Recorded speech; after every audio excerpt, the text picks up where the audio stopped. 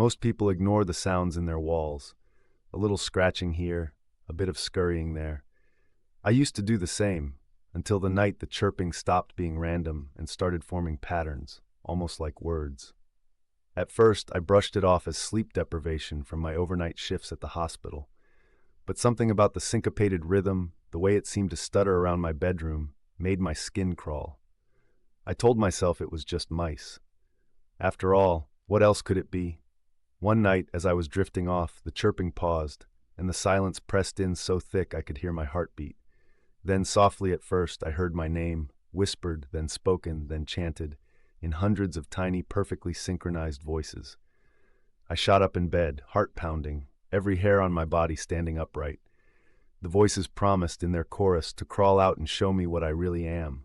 I froze, unable to move, my body a prisoner to the terror blooming inside me.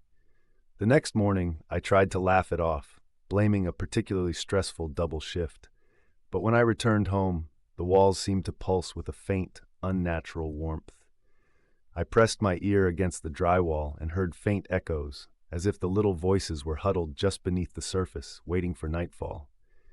A sticky, sweet smell began to seep from the corners, and I noticed strange, iridescent stains spreading along the baseboards, nothing like any rodent infestation I'd ever heard of. Last night, I couldn't sleep. I felt them moving, hundreds of tiny feet, crawling just below the skin of my apartment. Then the voices began again, chanting my name, promising revelation. My reflection in the window flickered, then split into dozens of writhing, twitching shadows. I finally understood. The walls weren't infested with creatures. I was. And as the voices slipped through the cracks, crawling out in a writhing mass, I realized they weren't coming to show me what I was. They were coming to remind me.